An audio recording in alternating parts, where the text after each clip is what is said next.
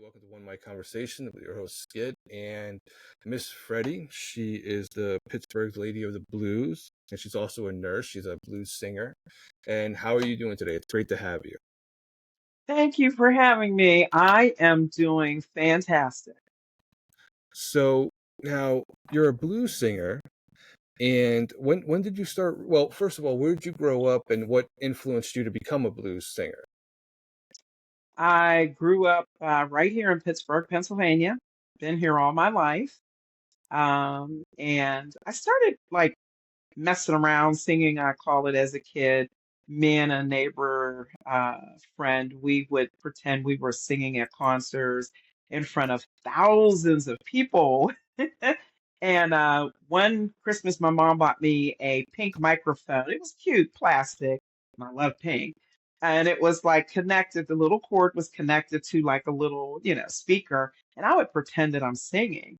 And fast forward, I joined a local church at 15 to sing in their choir. And I did a solo one time and I bombed the solo. The church was silent. I sounded terrible. I said, and that's where my stage fright came. I was mortified. I said to myself, I'm never doing this again. So throughout the years, wherever I moved to, I would find a church join and I would sing in the choir. But I would never want to be like that front person, like or take a solo or sing a song by myself. Never. Until 1996, I was dating a guy that was a bass player and he was in a band, a blues band. And I would go out and see the band a few times. They were great.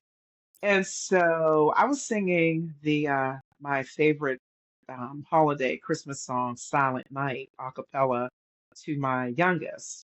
He's about 3, going on 4. And my boyfriend back then, he's like, I didn't know you could sing. And I'm like, well, I didn't know either.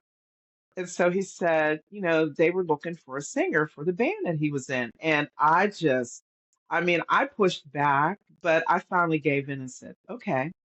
So this was the fall of 1996. I went and I auditioned. So the band was in one room, and they had a long microphone cord. I took it in the bathroom, which was next door, closed the door, turned on the water, and I did something in 145 format, blues like something, making up words, and I got in. And for people that don't realize, wireless is it wasn't around back then for just regular Nope. people. It was long cord, same thing with the phone. There was Yes. no wireless this, wireless mics, wireless cameras, cell phone with cameras that looked 4K. There was none of that. So, None of that. None of that. and they were expensive too. Not everybody had it for like $20. You can get a cell phone Right. nowadays for $20 and record a whole entire thing. It wasn't like that back then. It was a lot harder. There was no YouTube or anything like that. You had to go Right. in, Right. audition. There was a lot more into it. So, Right. with that audition, you said you got it what immediately, or did they call you back, or was it immediate? No, no, I got it immediately while I was there, and I was happy and terrified at the same time because my stage fright was, my anxiety level with the stage fright was just, it was tremendous. It was just, ugh. So after I got in the band, learned some songs we had to do, and my first show, I'll never forget, it was up in Tarentum, Pennsylvania, and it was at a place, it's no longer there. It was called Solidays, and it was kind of like the local pub people would go to. And for a whole year, I would sit behind my boyfriend, the bass player, in a chair facing the wall or whatever while the band faced the audience. I did that for a whole year. I Wow. said, and So yeah, yeah, stage fright lasted a while for you. So it wasn't stage like the fright. immediate get on back on the horse and everything. That type of analogy. It was slow going. It was slow going, and honestly, my stage fright, I still have it, but it's not like it was back then. And I think I started to overcome it probably maybe 2008, 2009. Well, to full like, you got over it a little bit before then, but that was the full you're okay with it now by 2008, Absolutely. 2009? Okay. Absolutely. Absolutely. Because I made up my mind either audiences are going to like me or they're going to hate me, one or the other. But I have to tell Yeah. you, I've met people who were not into the blues, thought the blues was like this crying, dang, oh my goodness, lost my woman, lost my man kind of thing.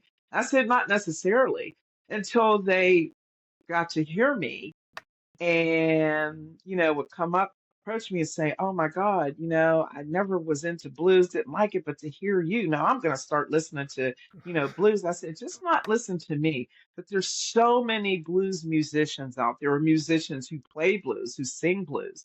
I said, they're great. I Yeah. said, just Yeah. pick somebody, or follow me if you want, whatever you do. But I said, it's just not, you still hear, it's a storytelling thing. And it's like that with any genre of music. All you're doing is telling a story. You're just kind of telling it a different way, in a different Well, format. That's all. with the blues, I've heard people say, I don't know if this is true or not, that it's when you have to figure out what string to play. Like it goes together with what you're saying and the melody that you're using, right? You got to know kind of like figure out why they have to be played. Is that kind of like that with the blues, or am I thinking about some other genre? Or is that kind of how it is with the Um, blues? I think it's like that not only with blues, but with anything, any genre of music that you're doing. The blues, and a lot of blues musicians out there would agree, it's a 1-4-5, kind of thing, like a beat. But Okay. then there have been musicians, and I do it myself. I have like combined soul and R&B and maybe a little country, like a little twang somewhere along the way. But it's still blues because of the way that it's being carried and formatted. So yeah, I would say you would be right in saying that. Yeah, because a lot of things are like that with music. I mean, you got to know when the beat has to drop or when it has to start, or when like the I think the best one that kind of shows it in one Mm-hmm. song is Mm-hmm. Queen Bohemian Rhapsody. That shows that Mm. one song going through all that shows you Mm-hmm. like the Mm-hmm. type of Mm-hmm. things and the way you have to sing it and the type of melody you have to have, and the fact they were able to do that all in one song and it sounds perfect. It doesn't Mm-hmm. sound like Mm-hmm. none of it sounds like it shouldn't be together. The whole song Right. sounds like it Right. should be together, if that makes any sense. Right. Yeah. Yeah. It does. It does. And there's a lot of musicians, past and present, who have done that. And you would never think that they would do blues because of the music that they started out publicly in. There are a lot of musicians who started out listening and playing gospel, playing blues, and then they had moved on to rock, to country, so, to jazz. And there are still musicians to this day. Every now and then you'll hear them do, something in a blues format, and it's very cool. And the crowds are digging it. They're loving it. And I know Yeah, I'm one of those musicians. I started out that blues, but I still do blues. But I may add a little rock. I may throw some R&B in there, to just kind of mix it up. But then I have, and a lot of musicians probably would agree to this, I have my own essence. I have Miss Freddie's essence. I could take a song somebody else did, or even one of my originals. And though I may have done it in the past, I'm like, I think I could do that a little differently. Let me just, throw something in there. And it ends up becoming Miss Freddie's essence, not my song, especially if it's a cover song. It's not mine. Because I'm one musician, I always give credit where credit is due. And if it belongs to, say, like Chris Stapleton or Prince or, Coco Taylor, absolutely. But I just am a musician who is paying homage. And so I put Miss Freddie's essence into it. And a lot of people can tell it's me. They're like, oh, like you did that song. I know that song, and I love the way you do it. And that is the key that you know that you're doing something good and something right because they know it's your own signature that you're putting on it. Yeah, and so was it was it hard for you to find your signature, or you just found it just by singing and just being yourself when you sang? It was hard because I had to, first of all, get over my stage fright. And second, I had to actually learn music. And I'm not talking about theory. I'm not talking about reading music. I'm not talking about playing an instrument. I had to sit down and learn the flow of music in general. Then and Miss Freddie's essence kind of developed on its own because I'm the type of person, if I'm researching a song, or if a songwriter, has written a song for me and they're like, hey, I got something for you, listen to this. I can always tell by the first note, oh, I'm going to love this. Oh, wait till I've got all these ideas how I want it to go. Or B, I'll listen to like, a full verse, full bar, whatever's going on. I said, oh, yeah, here it comes. I can hear it in my head. So that essence that came after I realized I had to be mindful of the flow of music, how it's going. That's a combination of the singing and the instruments. So that's how that came about. So who was instrumental in teaching you all that? When I when never when you had were vocal finding lessons and never go had lessons. Never, okay. nobody. So I surround myself with great bandmates, and I've worked with great musicians, and I still do throughout all these years. And I pay attention to what they're singing, how they're playing their instrument, um, and their whole mechanics behind what they're doing. That's how I've learned, and I still Okay. do it to this day because I'm still learning. So you think so to you every time you sing, every time you listen to something, it's a learning experience for you each and every time. That's how you view. You're just gonna learn. You're just learning consistently, like, constantly. That's how it works for you. Yes, that's how it works for me. And I like it when I do shows in a row because I have shows every weekend this year up until the end of November. Then, I'm off for a few months in the winter. And what I do is I compare myself not to a local musician or a national act that I know. I compare myself to myself. So I look back at a show that I may have done the day before or the week before or a month before. And I compare myself and I say, how can I build upon that? How can I do better than what she did the day before or whenever? And that's how I learn. I just don't stand up there and sing and think I'm all that in a bag of chips because I'm not. I get up there and recognize what's going on between the audience and my bandmates and what's going on between the audience and myself and my bandmates. And that's how I learn because I have to pay attention to everything being the front woman of both my bands. So you have two bands. Yes, So I do. okay. So all right. So let's go back with that. Um, what year did you join the first one then? So my very first band I joined was in 1996. It was called Blues Music Works, or Blue. the Mhm. initials are BMW, and I have the tattoo to prove it with musical notes around it. So that band was spearheaded by Big Al Levitt. He's since passed away. He passed away in 2006. Oh, So that was the band that the bass player I was dating at the time was in. And okay. I stayed with them till about 2002, 2003 when I struck out on my own. Oh, so you did a solo act for a while, or did Oh you do a solo no, act for? no, I no. So what I did was some of the guys from Blues Music Works helped me out.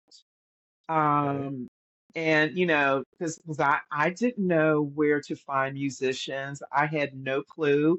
I had no connections. This was all new to me. So the guys stuck around with me for quite some time. And then we did like local blues competitions through our blues society here. Didn't win, but it was my way. The reason why I did it was one, to support the blues society, and two, to learn how to network. Yeah. That was my focus, is to support and network at the same time. And I did it. Then I finally, the name of my band was called Blue Phase, Blue phase. Faze. Yeah, my first band I formed on my own was called Blue Phase, and Okay. there was five of us: me, guitar player, bass player. Yeah, me, guitar player, bass player. Oh, and drummer. Starting out, So so that was four. so are these the two bands you're talking about, or was there a third one on your own? But uh So moving forward, I finally formed the second band around about the same time, like somewhere between 2008, 2010. And that comprised of three of us, and it went to four of us, and now it's five of us. So that band was building. And then in the blues band, the first band, it ended up being five of us, around okay. about 2010, 2011. So yeah, Miss Freddie's Blues Band and Miss Freddie's Home Cooking Band. Okay. So so is it all together? You've been a part of four altogether? Like if you count all of them, is that four or five? Let's A see. hundred? So What? see, it feels like it. So let's see. There's BMW Blues Music Work, my first band. Okay. Then my first BMW. band I formed, Blue Phase, that's two. Now it's Miss Freddie's Home Cooking Band, that's three, and Miss Freddie's Blues Band, that's four. And also, I do a duo act sometimes using one of my, players out of either the bands, or I'll do a trio, or I'll do a four piece. Okay. Depends Okay. upon what the venue calls for. Yeah, but it's So it's mainly two bands so you're immersed in music just constantly every day of your life. every day of my life. Yeah, So being a mother, grandmother, and a nurse as well, you're dealing with a lot of music in your life too. So absolutely. to go back now, are you still nursing as well as doing music? Yes, I am full-time nurse, outpatient for surgical oncology. We deal with pancreatic, colon, and rectal cancers, and among other things like, gallbladder issues, hernias, things like that. So, and I've been doing that, the outpatient setting, for 5 years, because I used to work in the hospital as a bedside nurse. And I wanted to do something different because of the music, because you can't do the music and work a 12-hour shift on the weekend. That's not happening. Yeah. So I had to find something where it wouldn't interfere in what I also love to do. I love being a nurse, but I also love being a singer. So that's where this job came in, and that's been 5 years now that I've been in this job. So how long have you been a nurse altogether? 37 years since 1987. 19. And I So love so it. so you were singing when you were younger, right? Yes, And then you, of course, you get older. You have to, adult wise, you become a nurse, and right. then during nursing is when you found music again with in Yes, '96. yes. So did any of the bandmates from your first go with you? Because I know you just talked about your bands. Did any of them join the other bands, or was it just that band and then they helped you out to make others? I think they, from what I can remember, they joined my band, although they still, from time to time, uh, they still played in the band that I had joined in Okay. '96. Okay. there was a young man, actually, he was my, let me see, and he's my guitar player in the home cooking band. So, Mike, you'll have to correct me. He's a bass player by trade, but he plays Okay. every kind of instrument imagine.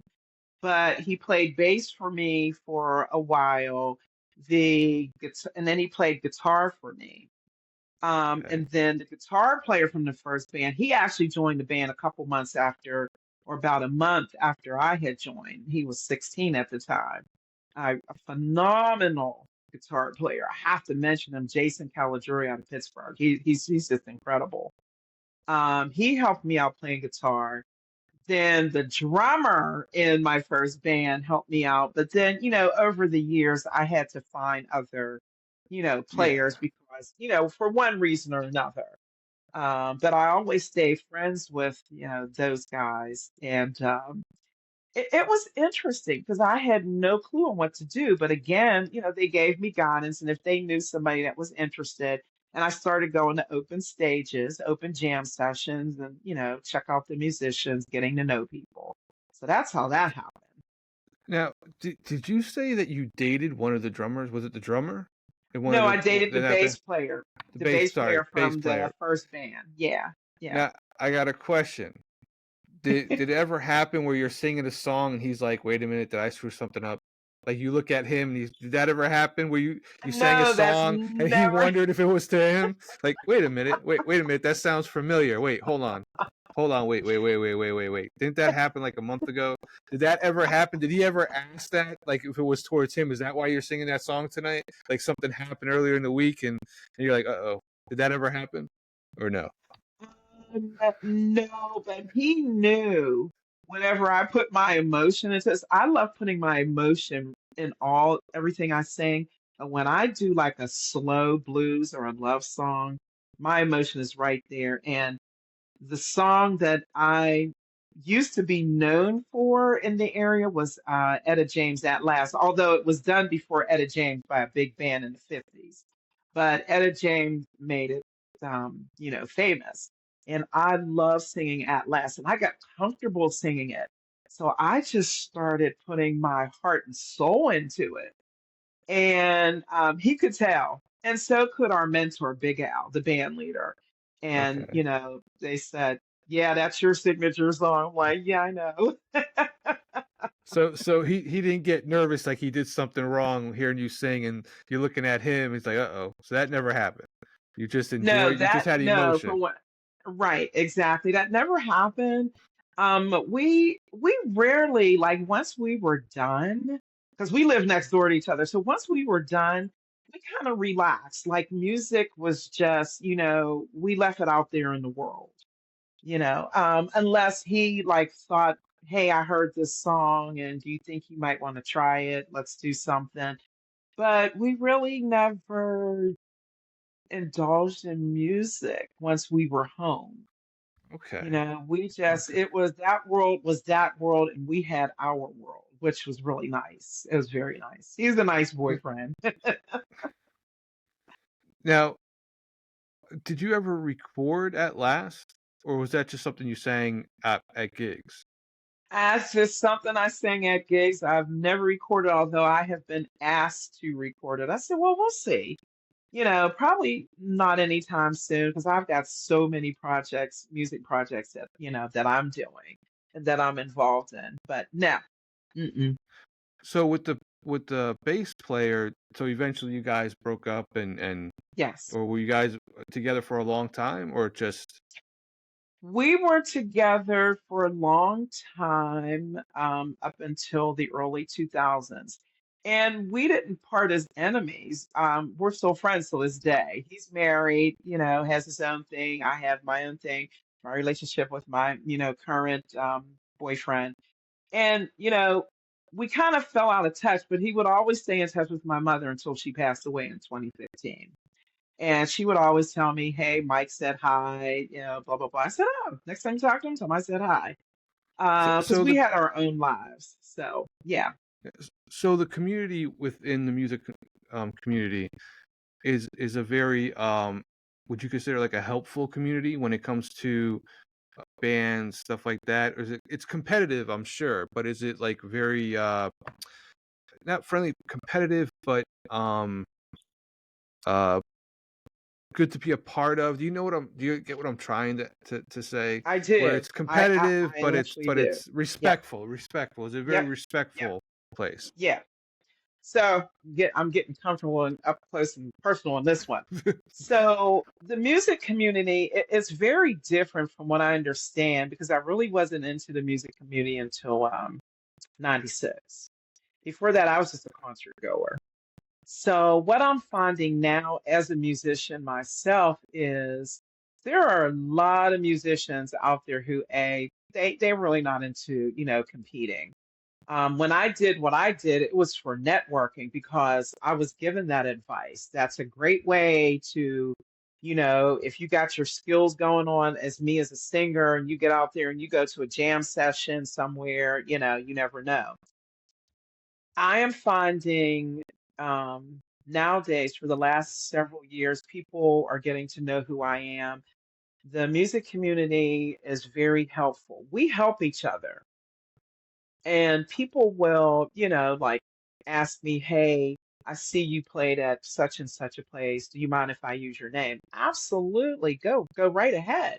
I just ask, don't be drunk and all that and try to steal the owner's man or woman. Because I don't want to get Have you blamed for seen that. have you heard of stories like that actually happening? Not for me if they use my name, but I've heard like other stories, yeah. And I try to do the same thing because like I tell people, my legacy is to have people remember me as this person that I don't mind helping you. It doesn't bother me because there is enough room on this planet for all of us to provide music to the masses. That's just the bottom line. That's for me. There are some people like Taylor Swift. Man, I mean, I actually like some of the stuff that she does. There's singers like Adele. There's, musicians, singers like Prince. May he rest in peace. And then there's like local bands around here, the Jimmy Adler band. There is the Blues Attack band. There's so many bands around here that I admire. And believe it or not the national acts. Let a national act help me. I think I'll probably faint. But the local bands, the local community, we do help each other, or somebody may say, hey, Miss Freddie, do you think you'd be available for this charity event I'm sponsoring? I look at my calendar and I'm like, absolutely, because the first thing come out of people's mouths every time, Skit, I know you're busy. I'm like, okay, you're making me feel guilty and I'm gonna have to maneuver my schedule. But I'm honored.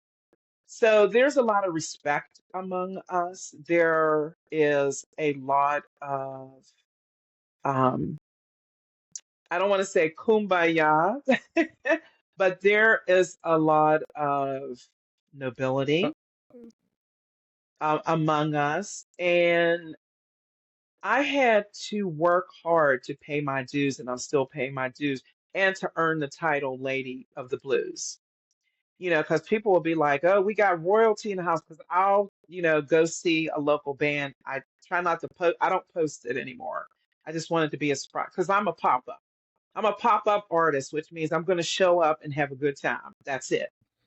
I Whether don't you're a need to get singer or on your not. stage. Yeah, whether I'm a Whether you're a singer or singer not. or not, it's just you're there to have a good Yep, time, enjoy their yep, singing and their band, what they're exactly, bringing to the table. exactly, So there's a exactly. big understanding among all of you, just an understanding that everybody pays their dues, everybody That's is right. trying, making it, That's right. and taking care of their life. Whether it That's be right. um um you know their spouses, their children, Hmm. grandkids, whoever, mother, father, everyone. There's just an understanding that everybody has a life and everybody's just Right. trying to survive, basically.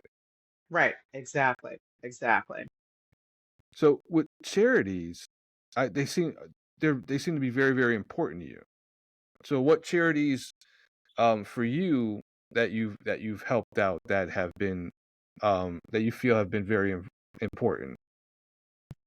I started out with doing Toys for Tots down in West Virginia. That was my very first charity event that I did. And it's for the kids. I absolutely love doing charity events. Because there is a time where I was struggling as a young mother and people help without giving it a second thought, without thinking, I owe them. But to this day, I'm always like, shout out, thank you to those folks who helped me along the way and kept encouraging me to do what I had to do. That was one. And then I started doing something for the Relay for Life through the American Cancer Society in the area that I lived in, outside of Pittsburgh. And that was great. I loved doing it. I did that for a few years, every year. Excuse me. Bless you. I Bless you. have my window open. Sorry. Bless you again. So thank you. Then I went on to do something for the homeless veterans community. There's Okay. a program that is still going strong to this day called the Veterans Leadership Program of Pittsburgh. And every year, up until like a few years ago, they would have musicians come out and play music while veterans would come. They would provide like food. They would have people, barbers cutting hair, podiatry, dentists, on the premises, doing all this for the homeless veterans, and they would raise money for them. Then I started doing shows for uh, domestic violence, against it and bringing about awareness of it. And I did that for a few years. Then moving forward, I did, and I still do, not this year though, sorry, Sherry, because it's a conflict. It's called Pink Day. And it's always held the third Saturday of every September, and it actually made national news. It's so huge. And that's hosted in Leechburg, Pennsylvania. And what they do is raise money and awareness for the Breast Cancer Foundation. And they have raised a lot. I think this will be their 11th year, 12th year. I just couldn't do it this year because of my scheduling, because I have another show that afternoon. But that's what I've been doing. And there's a program called Music Smiles here. It's the Sunny Pugar Music Smiles Foundation. And what they do is they have musicians go into the local hospitals, some nursing homes, and have them perform either as a solo or a duo act. And it's kind of nice. And I still do that till this day. But I have to tell you, Skip, my favorite venue out of anything I've done, festivals, bars, clubs, weddings, is our children's hospital here in Pittsburgh. I absolutely, hands down, love it. Last time I did a show there was the week before we had to shut down for COVID in 2020. That was March. I'll never forget the date. It was that first Friday in March. And I played, and the last song I did was I Can See Clearly Now. And I saw these parents with their daughter, and she's hooked up to her IVs and everything, and she just looked like she didn't feel good. The parents looked sad, and I felt bad. So I started singing. I had 100-foot mic cord. We were in the atrium of the hospital, and there were people on the walkway balconies, standing there listening, people walking back and forth. And so I went up to the little girl. I said, "Come on, you got to help me," and she didn't want to come up. So, I had to chord and I went to her and I said, just sing, I can see clearly now and it's going to be a bright, sunny day. That was the longest song I've ever did. I think we did that song like 10 minutes. But the reason why is the little girl, she was like, I gave her the microphone. I said, sing something, they'll play. And she kept singing that, I can see clearly now. It's going to be it's going to be a sunshiny day. And her parents, like, you could tell the difference. And you could tell the difference in the little girl. And I was so happy. I said, if I could do this as a nurse, as a mom, as a singer, I've done what I had to do. I brought some kind of peace and happiness to this family, even if it's for a few minutes. So we've played Children's Hospital before, but we haven't played since there. But I have played in other local hospitals through that program. So shout out to Annie Pugar. Sonny passed away years ago. He had cancer. So Annie Pugar, she carries his memory on and carries the foundation. So I just wanted to give a shout out to her and say thank you so very much. And thank you to all the local musicians who give their time and their talents for doing it because that's one heck of a program to be part of. So what year did you start to do that stuff? I can't remember if you said that. What year was the first Um, time you did? the first time I did Toys for Tots, oh gosh, it was in the mid 2000s, I want to say. There's some musicians who know me because it was in West Virginia. It was down in, I believe it was Fairmont. So I want to say the mid 2000s, I started doing that. And then from that on, people started hearing about me, and that's when Relay for Life through the American Cancer Society, that one came about. So yeah, I would say mid 2000s. Do you think the fact that you have been a nurse for so long kind of helped you with the way to handle um, going to those places? Do you think the fact that you were a nurse at some point and used to, well, unfortunately, being used to seeing people that are sick or like that kind of helped you um, to understand or the way you saw it when you started singing for charities? Do you think the nursing helped in that regard at all to prepare you for what Abs- you might see? oh, Absolutely. And even if I had not been a nurse and I'm just a singer and I had some other, occupation in my life, I think by me, because I watched my mom, she was, she started out nursing school, but she gave that up. That just wasn't her thing.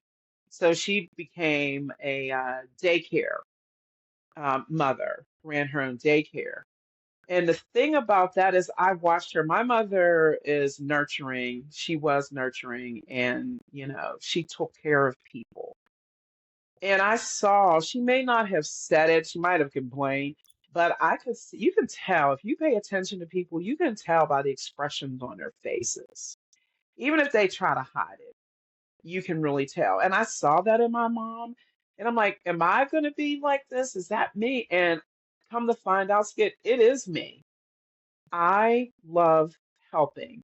Sometimes I can be a little overbearing, but I've learned to back off because the more information, the more help you give people, you might get some resistance.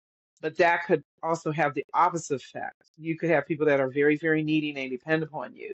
So you have to know the boundaries, but at the same time, be right there when duty calls. So as a nurse and doing that throughout my years, yes, I think it has helped a lot because I notice people appreciate healthcare professionals coming out and giving their time.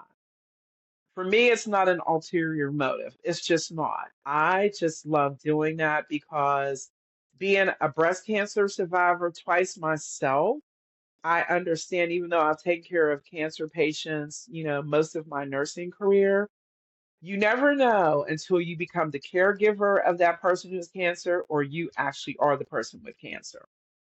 So those things have taught me I only have one shot in this life, one life. That's all I have. I ain't a cat with nine lives, although that would be nice. But I and I've got to figure out, and I'm still figuring out where and what am I supposed to do, And I always give thanks at the end of the day. Thank you for another day, and hopefully I brought some kind of peace or joy to somebody's soul, somebody's life, even if it's for a few minutes.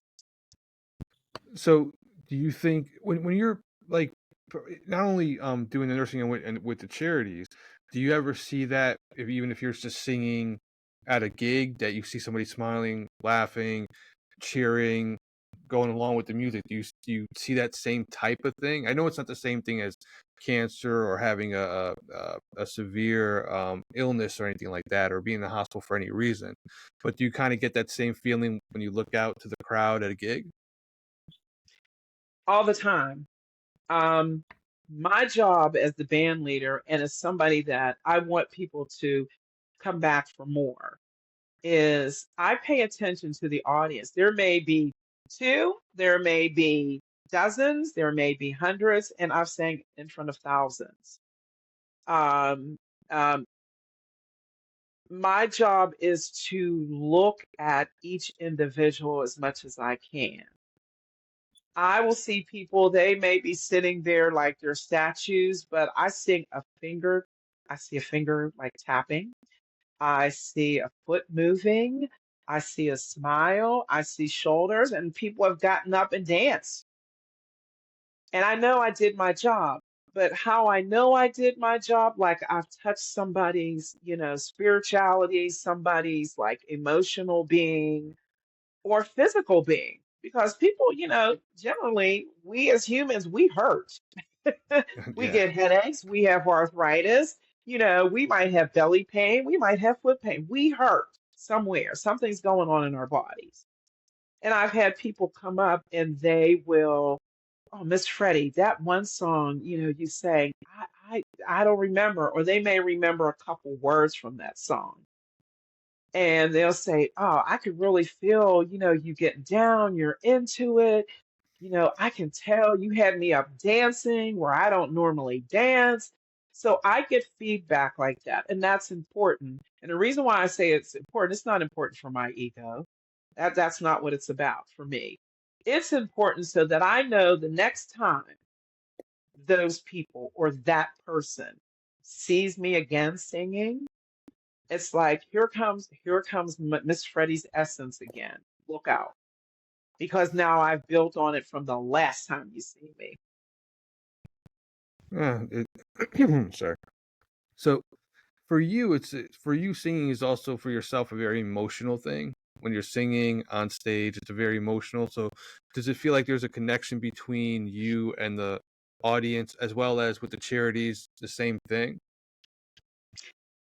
Yes, it is, because it depends upon my set list. Song lists are never the same. I now arrange the song list according to the venue that I'm going to be singing at. And or if it is it an event or is it a regular show or what's going on, because I've become very mindful. I do a lot of family shows, but I don't do all that cussing, like a lot of people. I just don't do that. That's just not me, first of all. And second of all, I've got to keep that title Lady of the Blues, the word lady.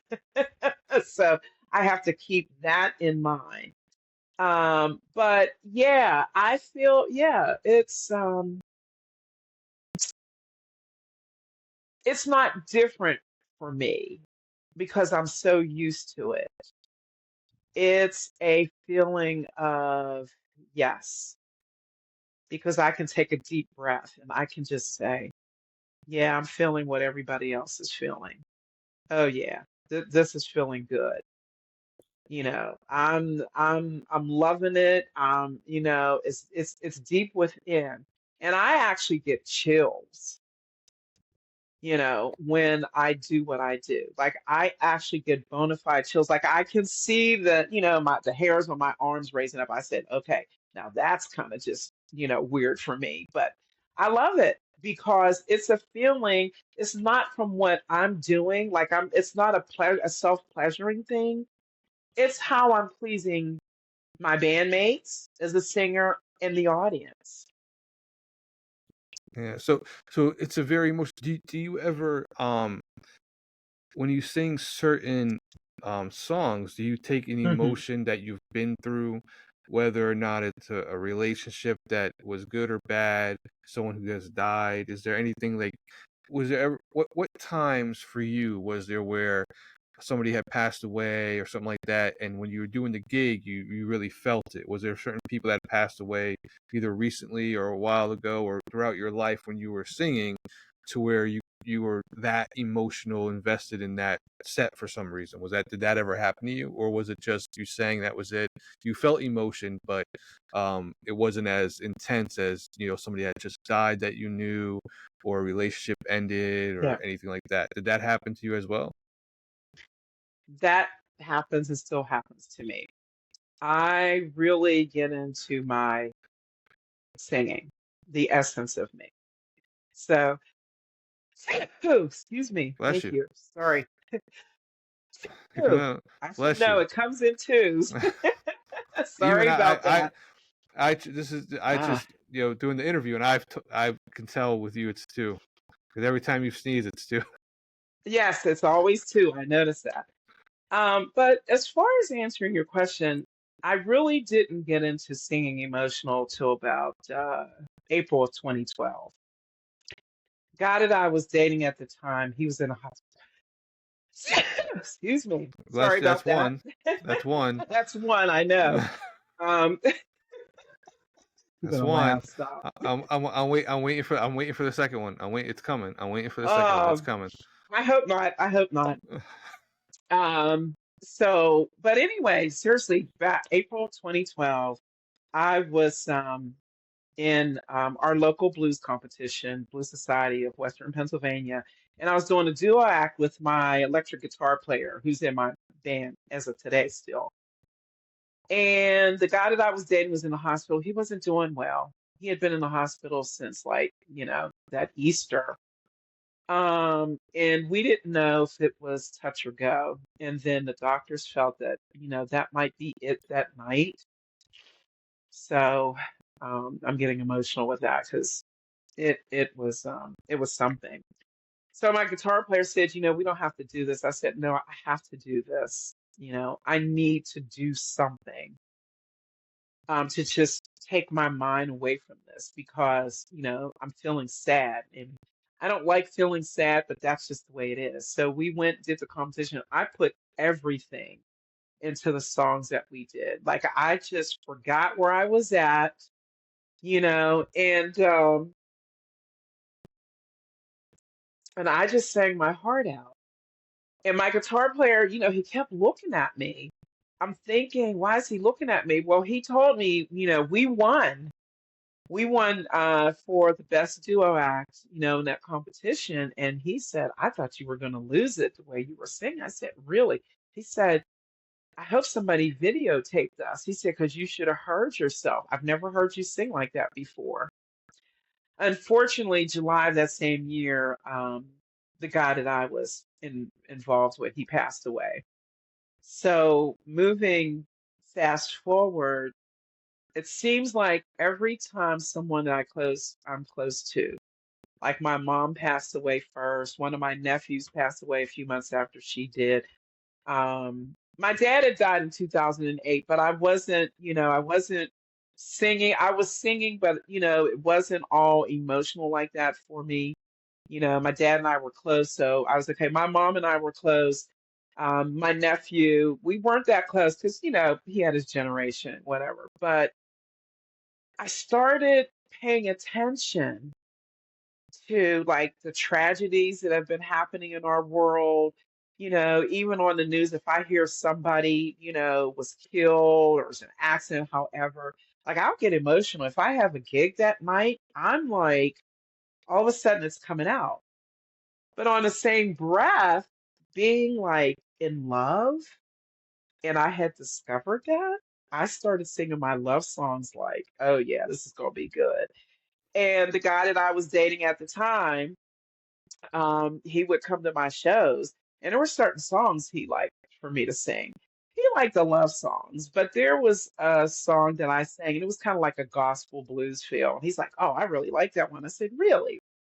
So about 2 years ago, probably about a month before he passed away, um, I started singing Chris Stapleton's song "Cold." I love that song. And I said, okay, I got to really get into this because I'm not Chris Stapleton, I'm Miss Freddie. So I did, and I let him hear, and he's like, wow, really? I said, absolutely. And I told my boyfriend then. Unfortunately, a month later, he passed away, and I was so sad. Like, it just broke my heart. I didn't know how I was going to recover. And so, all the love songs that I had in my set, I would just, like, I would put my sadness into them. I was bending notes. I was taking notes up. I was taking notes down. I was doing all of this, and a few people who knew me, including my bandmates, knew that I was singing because I had lost someone that I cared for deeply.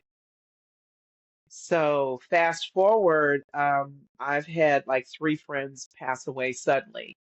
The gentleman, Steve Nestor out of West Virginia, wrote the title song Lady of the Blues, and he did get to hear it.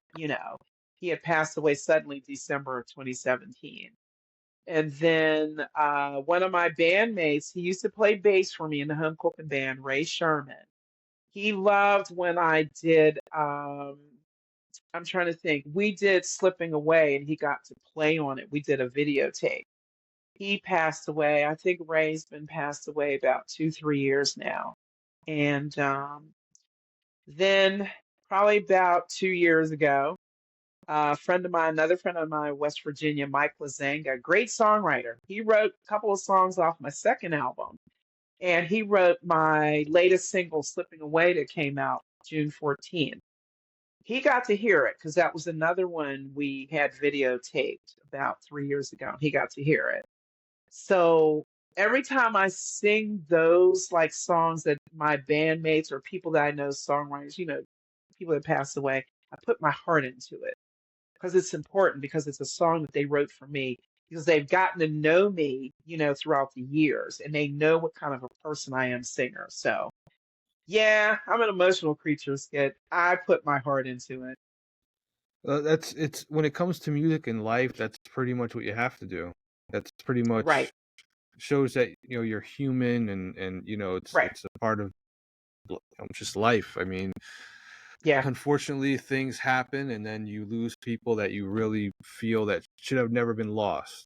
You know what I mean? right. That just shouldn't have ever happened. But unfortunately, things happen, and you know. But it's good that you never forgot them, though. You know what I mean? That you remember them, and do you talk about any of them at all? Like about them to Absolutely. people? Yeah. Absolutely. If I'm doing a song like Slipping Away with my home cooking band, I always mention who wrote it, where he's from. And I keep in touch with his wife, and it's gotten a lot of accolades. Like it came out on a Friday, June 14th, Slipping Away came out on a Friday. By Monday, it became number one in the UK on the blues charts. Oh, And I try to keep Mike's wife, Karen, in the loop of what's going on.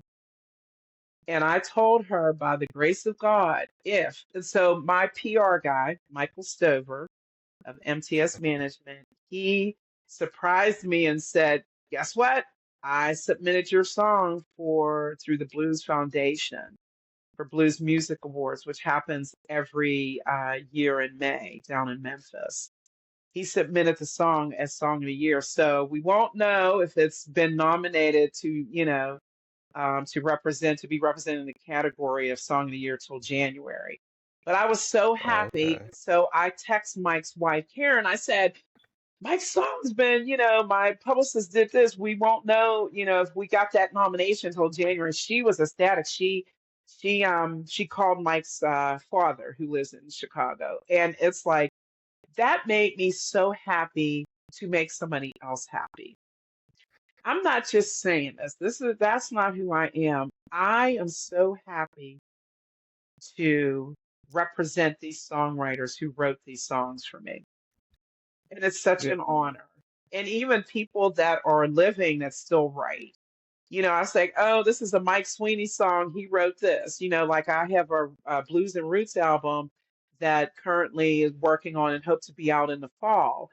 All original songs by Mike Sweeney being, done at Gigmaster Studio under Bob Bridie in Lower Borough, Pennsylvania. I am so happy, because all the songs are there are about my roots. And it takes me back to like stories I'd hear from my parents.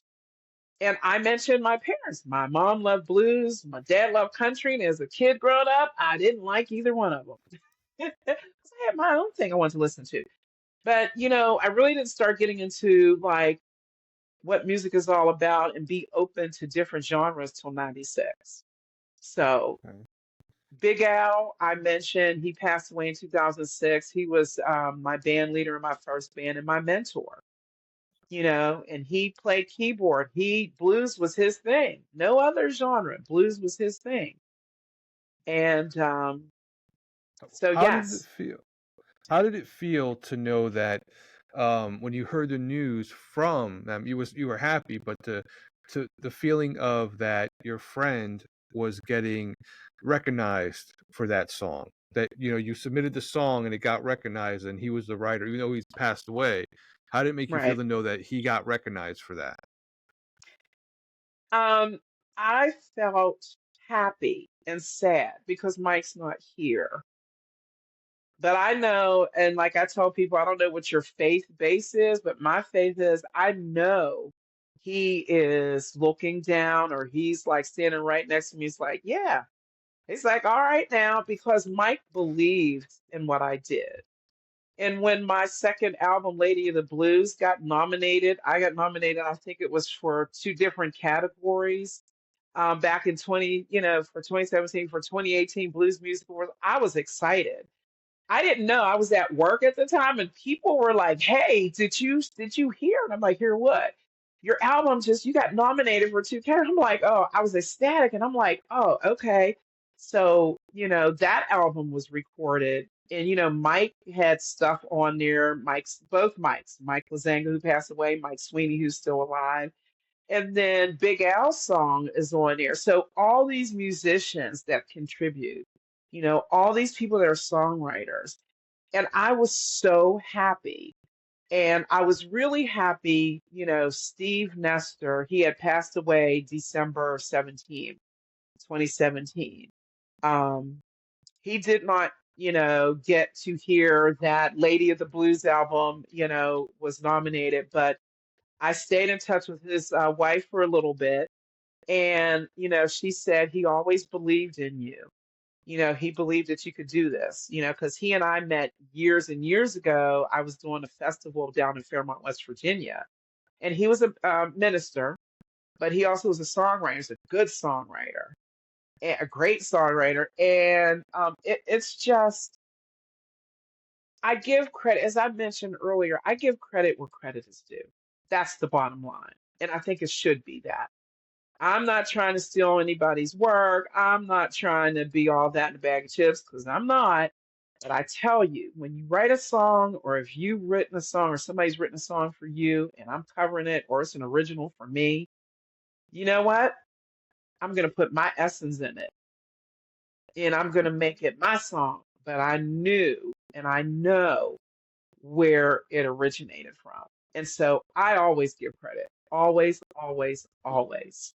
Hands down. People should, if you know me, then you should be able to come and tell me, that song that you do that Mike Lazanga, who passed away, it's like, I love that song, you know. Or that song that Big Al written, we know you were in his band, your first band in '96. However, that's how I want to be remembered, as this person who recognizes all the musicians, all the talent that has come my way, and I'm able to build off of their legacy. So when it comes to songwriter, for you, is it lyrics and melody? Is it just melody that makes it, or the lyrics? Like, what is a songwriter should be able to do? Some songwriters are just lyric, some songwriters are melody. Which to you is a good songwriter, or someone that you feel needs, or anything like that? I feel it's a combination of both. It's a combination of both because, as I had mentioned earlier, the songwriters that I deal with in the past and now, they know me. They know the Miss Freddie. They know that I'm this person who has this life going on, this lifestyle going on, but who's passionate about singing. And a few of them have heard me live and they're like, "Hey, I have this one song that I wrote. I could hear you singing it." And I said, "Oh, I'm so glad you have faith." And sometimes I'm a little gun shy because I don't know what they want. And it's like, well, let me work on this, but let me make it my own. I know what you want, but it's not going to sound right if I don't make it, put Miss Freddie's essence in it. And they get that. So it is a combination of both. It always is hands down because I can look at the lyrics. It's like, oh, it's, pretty cool. But I need to hear that sound. Okay, how are you wanting this? It's like, okay, well, now let me see. How can I do this? And so we're compromising. Okay. So you have had two albums, full albums so far, right? Yes. So what year did they come out, and what are the names of them? So the first one came out in 2010. It's called That Kind of Woman, recorded at Bone Dog Records in McKeesport, Pennsylvania, under Jeff Ingersoll. The second one came out in 2017, titled Lady of the Blues, recorded out in California. Yay, my first time ever out there. I loved it. I wanted to stay out there for at least 6 months, but the job, the family wouldn't let me. That's okay. It was recorded in Greaseland Studios under the direction of Kid Anderson. He's the owner and operator. Thank you, Kid. He's a monster guitar player. He plays with Rick Estrin and the Nightcats, and I've seen them live a couple of times, and they're phenomenal. It was co-produced by Kid Anderson and Andy Santana. So those are the two that are currently out. And as I said before, I'm working on a third album, and it's being co-produced by Bob Bridie and Mike Sweeney, all originals by Mike Sweeney. And the title of it, I can tell you all now, it's called The Know-How. And Okay. it's based on my blues and roots, family legacy. And when you hear, the songs, you'll see what I'm talking about. So hopefully that'll be released in the fall. So, I heard you mention duets before. If there was one person who one artist walked into the room and said, "I want to sing with you," and you'd be like, "Yes, go, yeah, whatever, yeah, come on," like you would just say yes immediately. They would just have to say, "I want to sing," and like who would those people be? Instantly, you'd be like, "Fine, you can come up and sing. You can come up and sing with me. Whatever." Who would that be? let's see. Well, see, I have two. I really do. And the one I love hands down. I got to meet him. And he's such a cool guy to talk to, was Tab Benoit. I love Tab Benoit. He's from Louisiana. Oh man. I call him the Raging Cajun Blues Man. That's just me. And the other one would be Chris Stapleton, because I do a few Chris Stapleton tunes. He's famous for Tennessee Whiskey, which I do with both bands. And even though I know he didn't write it, it's like it's a cool song, and people of all walks of life know that song. So I have to say those two, definitely. I would like to So do a duet when with. you first heard him sing, what was your reaction with Chris Stapleton when you first heard him that song? Was Tennessee Whiskey the first song you That was heard my then, right? Like first everybody song else? that I heard done by him. Yes. Like what was it, the beginning, the middle, a certain note he sang or a certain sentence he sang that we were like, wow, this is incredible. What was it about that song that got you to be a fan of it? Um, I think just hearing the whole song and the lyrics, and I can tell this is Chris Stapleton's signature song by how he put himself in it and certain emphasis in certain places, especially when he does that hook, you're smooth as Tennessee whiskey. He just throws himself in the mix in that. So that's what got me. And I have musician friends I've heard them sing it, and it's like, I gotta learn the song because I noticed something. It didn't matter if it was young, old, middle aged, whatever. People know that song. And it's such a cool song. So both my bands do it. And I love it because it's a great love song. Somebody putting their whole being into somebody's life because, they got rescued, whatever the situation that they were in by this person. And so it's kind of their way of giving thanks to them. Yeah, it's a great song. The reason why every generation likes it is because it's one of those songs that are just great. It's just a good Yes. song. That's how you know Yes. that's how you know a song is really good is when every generation from 100 right now all the way down to maybe a teenager Yeah. enjoys it, and they all say it's good. That's when you know it's one of those songs where it's just that good. Some people don't like certain songs because somebody has said to me sometimes with some music, it's too sad. I don't want to listen to it. So like certain songs, but Right. they'll sit there the song's good. They can sing it incredibly well, but for them, sad Right. song isn't the type of music they like to listen to. But it's a great song, great Right. singer, but it's Right. just not their Right. the type of music they listen to. But Right. yeah, it's just a Exactly. great song. I've heard it, and when I heard it, it's just if it's remember me correctly, it's like he sings it like slow, but not slow song. Right? Is Right. that You're absolutely right. it's he sings it slow, but it's not a slow song Right. to Right. dance to. It is, but it isn't. But it's just the way it feels and the Right. way it sounds. It's Right. would Right. you compare it to Jelly Roll Save Me, like that slowness, or just completely different? You're the I musician, think so it's is it completely I think it's completely different. I do. okay?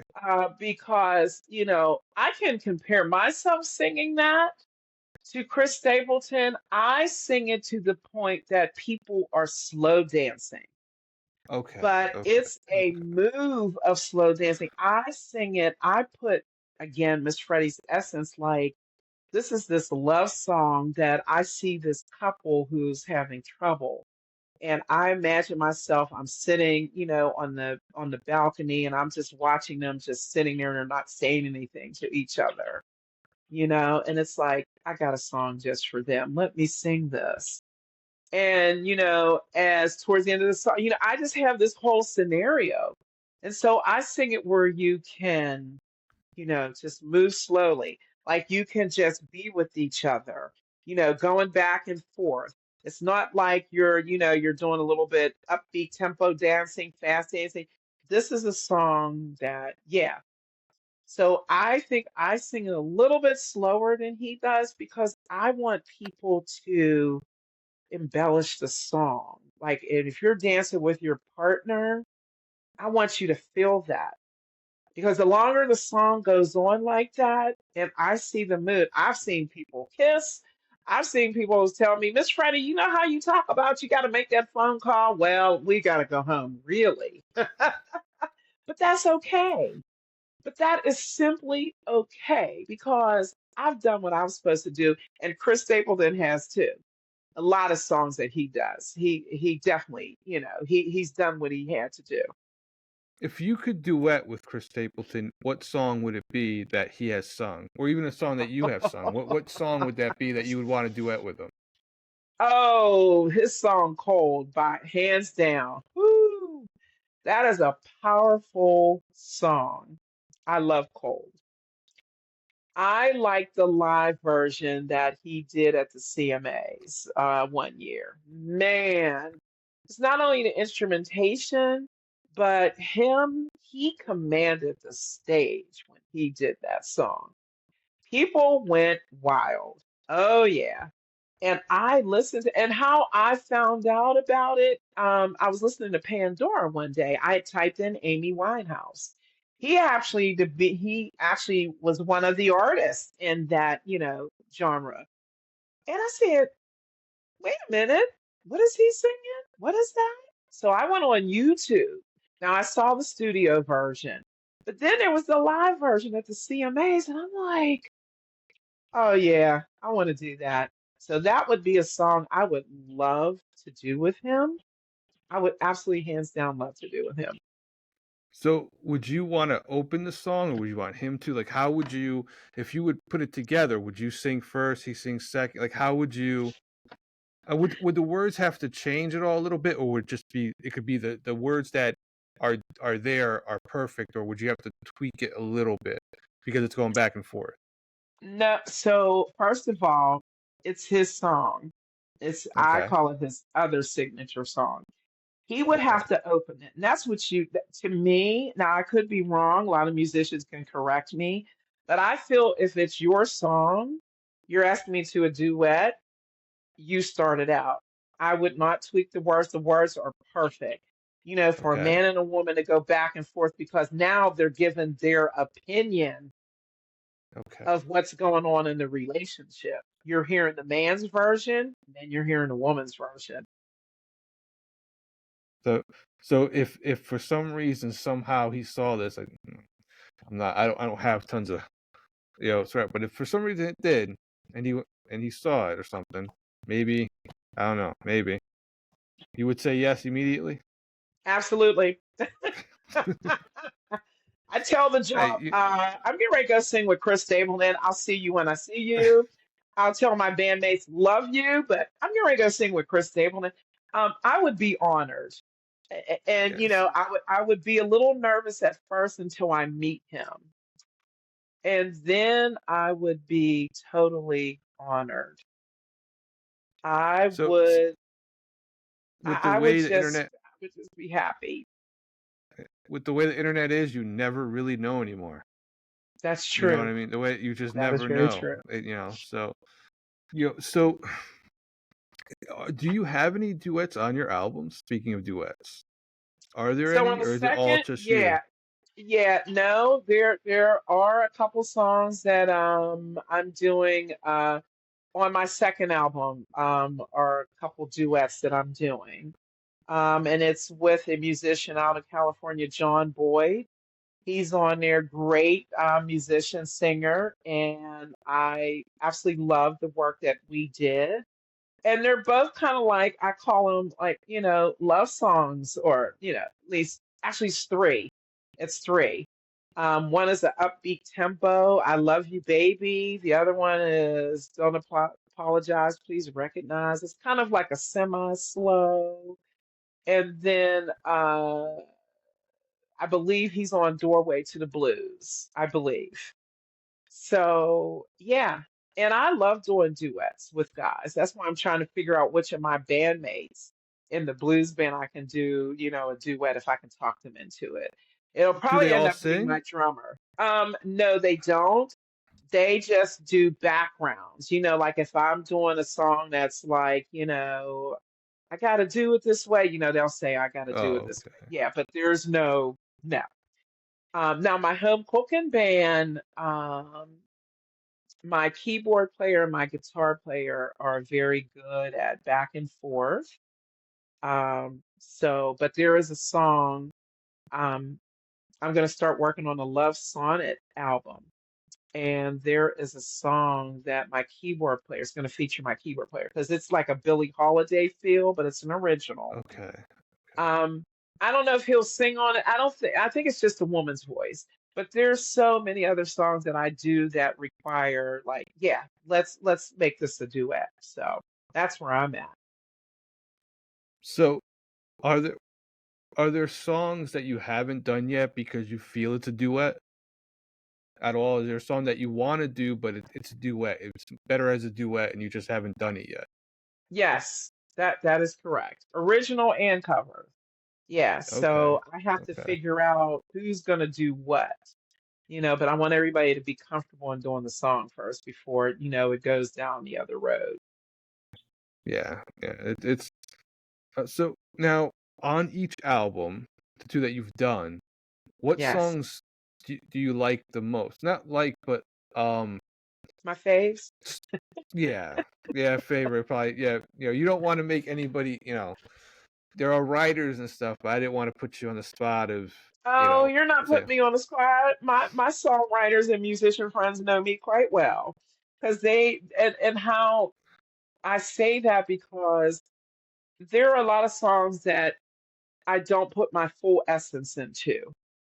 But okay, there are a lot of songs that I do put my full essence into. But either way, it's going to come out where you're going to like it. So, off the first album, 2010, That Kind of Woman, I have a couple, but if I had to say what my favorite is, it probably would be the song Habit, written by Mike Sweeney. And it features a keyboard player, Jimmy Britton, who plays with Billy Price in the Billy Price band. I love that feel. It's and people should go listen to it how it was done then. Like I said, it's on iTunes, Spotify, YouTube. I love that song. When I redo it again, now that I know what I know, it's gonna be you're gonna actually you're gonna love it. Off the second album, I want to say it's the whole album, but I believe my favorite is Lady of the Blues, my theme song, my signature song, hands down. On a soundtrack that you feel would could be good on a soundtrack if you submitted it? What song do you? I don't know if that's something you really want to talk about in the interview, though. Yeah, actually, that doesn't bother me. I think, and it depends upon, the soundtrack, but I'm thinking off of either the two albums probably would be, it depends upon what they're looking for. If you want something like a Billie Holiday feel, then the song Habit would work. If you're looking for like a getaway song, then there's a truck song that I sing that's on the first album. If you're looking for a song empowerment, Lady of the Blues would work, hands down, for anybody. So if you're looking for, you got this apology thing going on, you don't know how to do it, apologize, don't recognize. So it just varies because I think I have songs from both albums that would work on the soundtrack. So, how was your first recording experience? The first time you were in the studio recording, Same. what went wrong? What went right? What you thought was right ended up being wrong. Like what kind of you think you're doing good at something no matter what it is, and then you're like, Yeah, oh, you're not supposed to do it that way. And you're right, thinking like, right. what was that experience for the first time recording with your original? It would be your original album, right? Yes, yes. Well, I had like a demo recording with my first band, Blues Music Works, and that was, from what I Okay. remember, that went fine because I think I only had to do like a couple songs, and that was it. And there was songs that we did already, so that was fine because I really didn't know all about recording studio. But when I got to 2010 and was in the studio, I'm telling you, to me it was grueling because the song Habit. I did 30 takes that day, and I said, if this last take don't work, I'm not doing it again. Just figure it out. And don't you know they took the last take of that song because I had put my frustration into it. If you listen to it, it's not about frustration. It's just about this woman talking about, this person who, has become a habit to her. She compares it to like drinking and smoking and all that. So, but, and I Do you think maybe learned that off they of were doing it that. on purpose to get you angry? Do you think they were trying to do that on I purpose to get you a little don't know. angry? Maybe because that day I had strep throat too. I was getting over strep throat. Oh, maybe is So, that why? Is that why the takes weren't so good because of the strep throat? no, I think, um, I know for the first few, I didn't like it.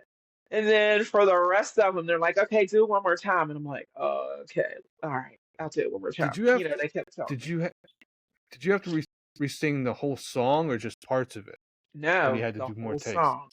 whole song, Wow. 30 times.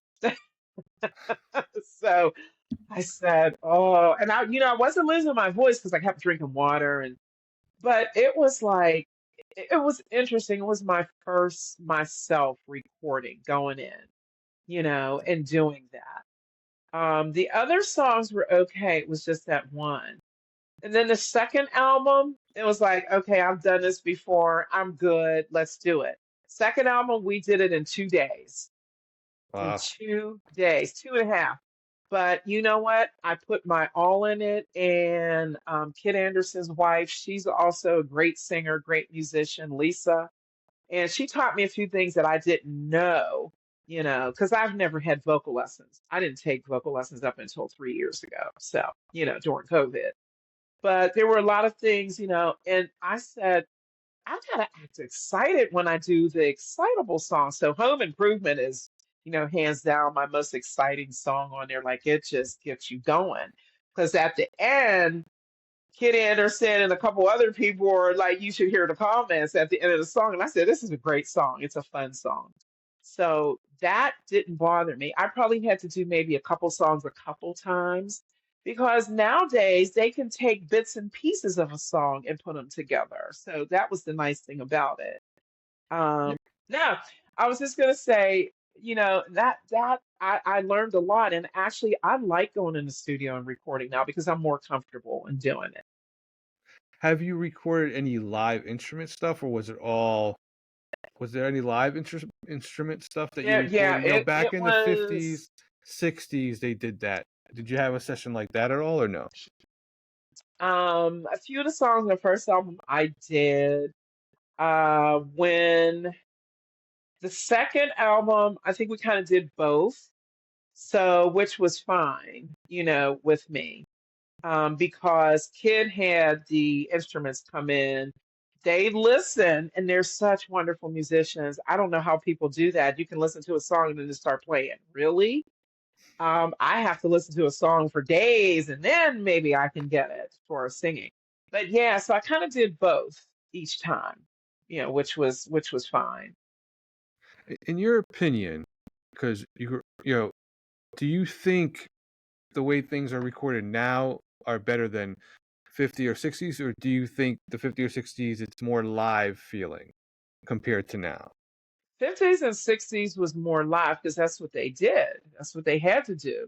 It's not like now somebody out in California or over in the UK records something, send you the track, and you just you have the engineer in the studio put it together, and voila. I think for the most part, I think technology today, I think it's better today because you can tweak a lot of stuff and yeah, and it works for me. But I've taken on my singles, I've taken my last two singles, I've taken both bands. We've done it live. Would you There ever do a live were album like that? Oh, sorry, go ahead. I no, would I do a live album like that? I don't know. I'll have to get back to you on that one. Maybe my gospel album, maybe. We'll see. Because, timing is important. Because musicians, a lot of people I know that are musicians that have come in the studios, they work, Yeah, So they go, with yeah. my bands, my two bands, I was blessed that, okay, our rehearsal night, instead of rehearsing, why don't we just take that night and go into the studio? So it works out great. So ours was done live, those two singles that came out recently. Um, the last the two singles before that, uh, we started out doing live. And then like the one single that came out, it was live, but then the producer went back and just redid everything. So, I had the digital effect. The first single that came out was done, it was the digital effect. It was not live at all. And it was kind of Uh, interesting. It was very interesting. So I like the both worlds, both of them. is there a song on the albums that you really wish you did live instead of the way you did them? Is there any song that you go, "Oh man, I wish I did that live instead," or that type of thing? Uh, let's see. Off the first album, and I keep coming to, oh, well, off the first album, yes. There's Habit and Streetlight Moon is another one that I do with both bands. It's a very beautiful song. Off the second album, no, I think I'd like to keep things the way they were because it was fun. We kind of, I think we only did a couple songs live, and the rest of the album was, um, digital. So, yeah, I think just those two, Streetlight Moon and Habit, I would love to have done live, but I don't think I would have anybody do a take 30 times with me. I don't think I would put anybody through that. That wouldn't be right. Yeah. So, out of everything that you've done, your nursing, your singing, And, being a mother, being a grandmother, what does all of those things together mean to you?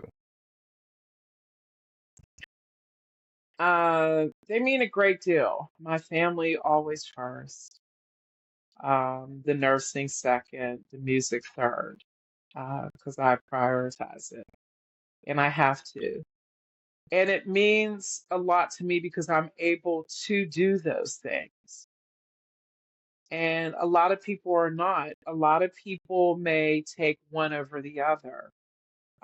It was hard for me at first, but now that I have been in music for all these years, been a nurse all these years, a mom, majority of my adult life, I have figured it out. And it's so important that A, I get to do what I love. I love being a nurse and I love singing. So I get to do those. And B, I get to involve my family. And when I say my family, I'm just not talking about my children, grandson, but I'm talking about, extended family, siblings, nieces and nephews, cousins. And it's always nice to have them involved in what I do, but it's also nice to spend time with them. And it means a lot when, it's like, hey, I see you're going to be, performing at such and such a place. I'm going to try to get out, and that means a lot to me that my family supports me in what I do. Now, you have also some gigs coming up because you said like yourself you're very busy with gigs. And what gigs or big events that you have coming up? Everything that I'm doing. But on Saturday, July 27th, I'm going to be at Narcisse Winery in Gippsland, Pennsylvania from 2 to 5. And then the first Saturday in August, I'm going to be up at Moraine State Park, Pennsylvania's Regatta. That's going to be great. The band goes on at 5 o'clock, and I think we kind of finish it out because we're playing for 2 hours from what I heard. I said, "Oh, I love that." The next day is going to be it's a huge guitar barbecue, it's called. They have all kind of food. They have different bands coming in. It's called Spill's Tavern Annual Guitar Barbecue. Come on out. I believe it's going to be in Slicksville, PA. And then we are opening up for he's a fave blues musician. I love him. I follow him. He's won some awards, a lot of awards actually. Sugar Ray Rayford. He's coming Wednesday, August 7th, and the doors open at 6. The show starts at 8, and that'll be at Jurgles in Warrendale, PA, north of Pittsburgh. So come on out. Just let everybody know I do have tickets for sale, so get a hold of me, if you can. And go on my website. Those are my shows that I have coming up beginning of August. I have other shows, so they'll just have to find me on my website. Okay, well, you look very enthusiastic about the shows that are coming up, and I really, really do appreciate you coming on and talking about it and being a guest, Miss Freddie. And I'm very grateful and thankful. Thank you very, very much. Oh, you're very, very welcome. I appreciate you having me. Like I said, people can find me on my website, missfreddie.com. Go on Facebook, like my musician page, Miss Freddie. You can find my music on iTunes, Spotify, and YouTube.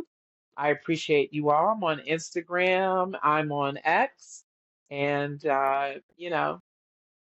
I, once again, can't say this enough, appreciate all the DJs, interviewers out there, for helping us musicians, especially me, a local musician, to get my music out so that people can just relax and enjoy themselves. Well, the music's great, so it's worth listening to and checking out. Thank you. And hopefully I'll be singing once I become a barber.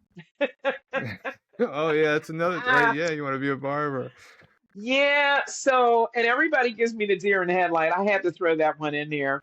I love the way, barbers can, you walk in there and it's like, wow, what are they going to do with that? And then you walk out looking like $1 million. And I used to cut my kids' hair. But long story short, last year I put an application for a local barber school here in Pittsburgh. And I talked to the owner. So hopefully, I'm believing my interview is going to be this fall. If I get in, I'll start in April. What am I going to do about nursing? I'll have to retire from nursing because barber school is Uh, full time. It's 10 months. It's okay because that's what I wanted to do. I love, somebody said, you could be a singing barber. I said, yeah, could you see me cutting your hair and singing? Really? you know what? Said I, You say that, but watch when you start cutting hair and you start singing anyway. I know. They'll probably get like more customers, but yeah, I really want to do that. That's something I've wanted to do all my life. So You say singing barber. I know someone at one point who would sing and cook. They would really, cook. They could cook and sing at the same time a little bit. They didn't do it too much, wow, but sometimes they would just sing a note or something real quick and yeah, just. yeah, I've seen that happen before, where someone behind cooking and just sing a little bit. Not yeah, like like you're on stage really, but sing a couple tunes. They right. would ask, "Oh, can you sing?" Yeah, it's I've seen it before happen. Well, Like I somebody know cooking and somebody stuff. that, yeah, I know somebody that actually does that. He's called the Sauce Boss. Really? And he comes to Pittsburgh and he makes gumbo. He actually has a cauldron, a huge pot on stage, and he'll add an ingredient and do whatever. And then at the end of the show, because you have to stay at the end of the show, or you won't get any gumbo, he serves people gumbo. I said that is the most ingenious thing I've ever seen, and he can play. I mean, he's really good. I love the Sauce Boss. I used to go see him a lot, but every time he comes around in the area, I have a show myself. So, but yeah, so I could see that, but I don't want to cook on stage. Maybe do like a Well, haircut on stage or something while I'm there you singing. go. I don't There you know. go. There you go. I mean, I don't know how much concentration more you need with a haircut compared to cooking. So I don't know, but hey, it's worth a shot. You never know. Yeah, That could be yeah, you something that never you know. could do. Somebody comes on stage, get a free haircut, and you sing. Yeah, You know, yeah. that might be something to see. Oh, All right. Well, thanks again. And again, I appreciate it, and I appreciate you you're taking the very time. welcome. You're very welcome. Thank you.